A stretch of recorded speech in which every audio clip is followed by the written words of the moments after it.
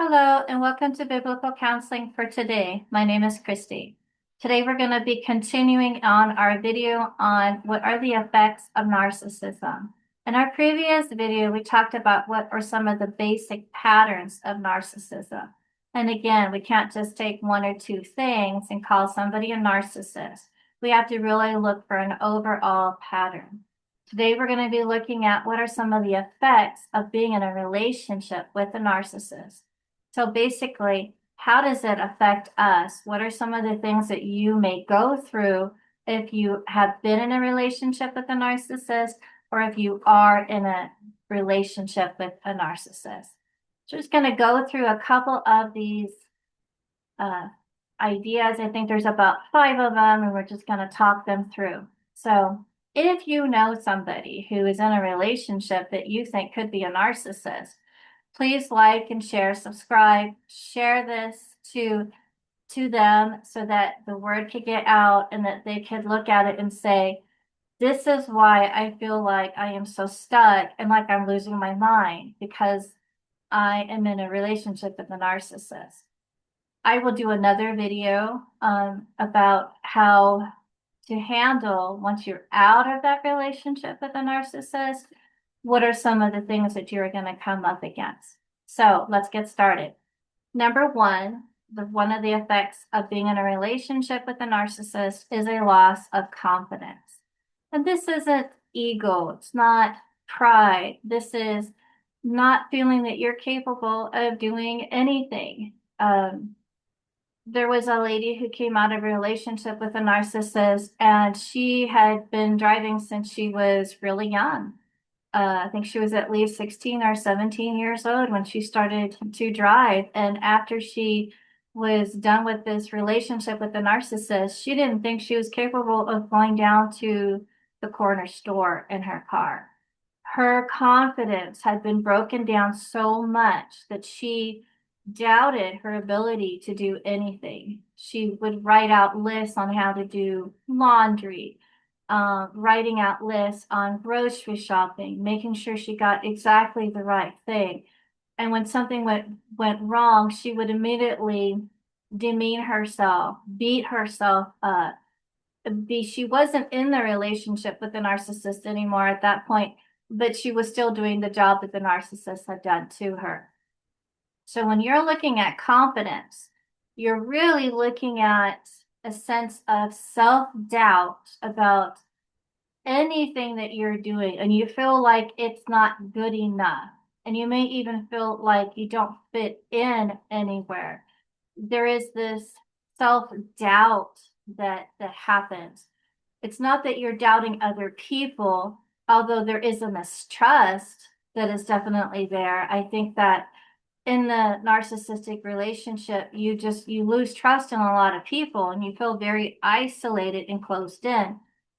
But you doubt yourself, which is even worse. It's you question everything that you do because you've been told repeatedly by the narcissist that you couldn't live without him or her.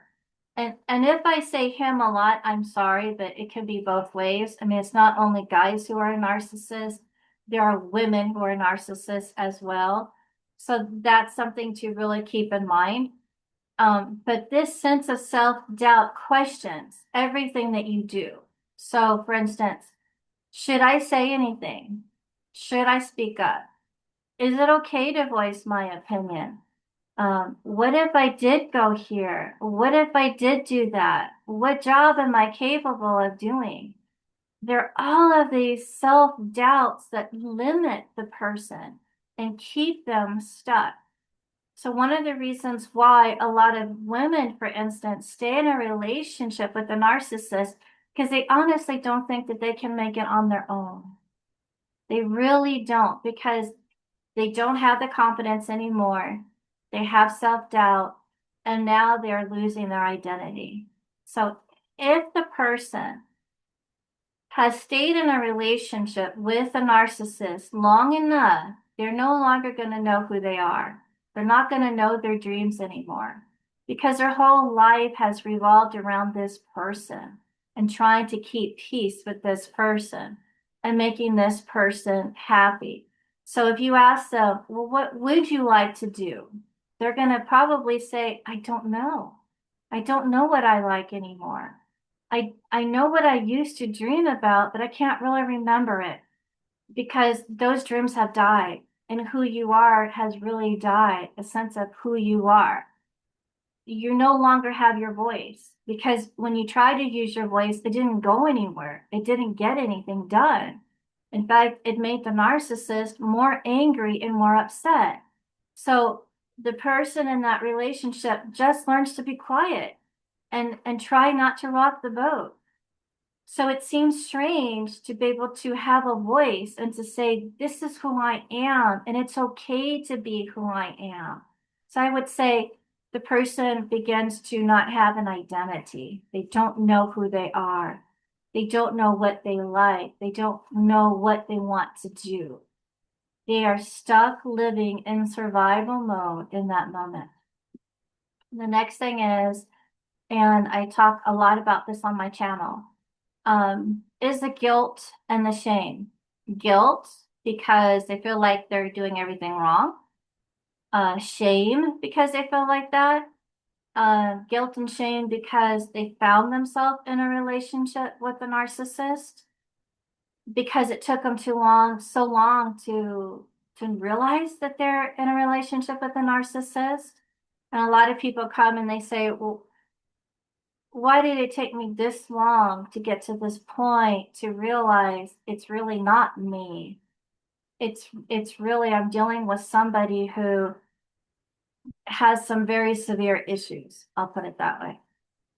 There's a lot of guilt and a lot of shame. There's a lot of why have I let this gone on? The guilt and the shame, just feeling like I'm a failure and I'm embarrassed and I don't want anybody else to know how bad it is. In fact, a lot of people in narcissistic relationships lie to themselves about how bad the situation is. They may want to paint a really pretty picture of a lovely family, a lovely life, a wonderful husband. They may say to themselves, or wife, they may say to themselves, it's really not that bad. Well, he or she gets mad once in a while. Yeah, they can be controlling. Yeah, I'm trying to make sure that they're not upset. Yeah, I try to walk around the house and be really quiet and I feel like I'm walking on eggshells. But that's just the way this person is. And this person will get better. So there's a sense of denial and that's very common with people who are in a narcissistic relationship. It's hard to look at the truth to say a lot of who we are as a person is being lost. The relationship isn't what we thought it was going to be. And let me just say this, a lot of narcissists are very clever and they're very charming and they know exactly what they're doing. They're not doing this out of ignorance. They know how to get a person and how to control them and how to manipulate them. And a lot of times it's going to be the person who is smart, who is capable, and who can really do a lot of things for them. So they choose that person. So it's kind of like congratulations, but no congratulations that you were chosen by the narcissist. It's hard to look at it. So we have to take that step back and we have to really ask God, show me what the truth is. And this is important. Once we do that, then of course we can always lay down the guilt and the shame, which isn't ours. It's not ours to carry. So if you're going through that guilt and shame, just lay it down. Give it to Jesus. The other thing is there's a lot of anxiety and depression. Anxiety because there's fear involved. Every decision is based on whether or not this person will be upset by what you do. You're hyper vigilant. You're trying to make sure that you're home on time, that everything is done right, that the person's not mad. So I knew a lady who wouldn't even she couldn't even get up and go to the bath in the middle of the night. So she would hold it because she was scared that her husband would get mad at her. And there were a few times when she did that and he was really mad and that he made it all about him. Like, I have to work. I'm so tired. How could you possibly go to the bathroom? And she was standing there crying because she really had to go to the bathroom. And she was like saying, I'm so sorry. You're so right. What was I thinking? I was only thinking about myself. I'm so sorry. And she bought into this lie. And if you haven't been in a relationship with a narcissist, you may say, wow, I would never let that happen. But once you're in that relationship, they tear you down. They make it their world. You're no longer thinking like somebody on the outside saying, if I got to go to the bathroom, I'm going to the bathroom. I'll walk softly. I'm not going to pound my feet. I'm not going to slam the door. But trust me, if I got to go to the bathroom, I'm going to the bathroom. And if you don't like it, then you go sleep in another room.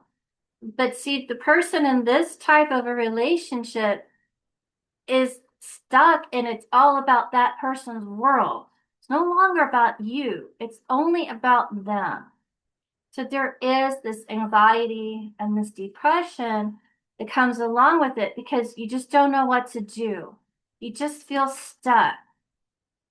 The other thing is there can be sleep issues, insomnia, there can be health issues, aches and pains and migraines, headaches, digestive issues. Because again, one of the side effects they're finding out now, I'm reading this online, that one of the results of being in a narcissistic relationship is sometimes there can be autoimmune diseases. Because again, your body starts to attack itself because you've been under attack. So there's a loss of this vision for your life, loss of hope, hypervigilance, and you're exhausted. You're exhausted emotionally, you're exhausted physically, and sometimes you're exhausted even spiritually. Like you're not feeling where the presence of God is because you're just looking at this battle. It's a constant battle, it's a constant argument from this other person. And it's like a war zone. You're constantly trying to defend yourself. And when you're constantly having to defend yourself, why you talked to somebody, why you did something, why you didn't do anything, it can be really exhausting. So the word of God says that in Psalms 34, and if you're in this type of relationship, please read it. Your spirit can be crushed. And because of that, sometimes God's presence doesn't seem near, but trust me, He's there with you. You're not alone, and He wants to lead you out so where you can begin to have healing. Um, he saves those who are questioned spirit. He's close to the brokenhearted. There is a grieving process that happens because it's a loss of a dream, a loss of a vision, a loss of realizing that this relationship that you are in isn't about us. It's about them, whether it's a guy or a girl. It's about them and what they want. And what you want is really disregarded. So my prayer for you today is that you would allow the Lord Jesus Christ to comfort you and to strengthen you, to give you wisdom, and to let you see the true picture of your life, because then we can move forward. So I really pray that this video has been helpful. Maybe it has opened up your eyes in some areas of your life, but I really pray that you would just cry out to Jesus and know that He hears you even before you finish speaking. He's answering your prayer. You are not forsaken. You are not abandoned. He is not far from you. He is with you. And if you want to reach out for counseling, please do. You can reach me at dovechristiancounseling@gmail.com, and I would love to help you. Have a great day. Be blessed, be strengthened, be encouraged. You are not alone.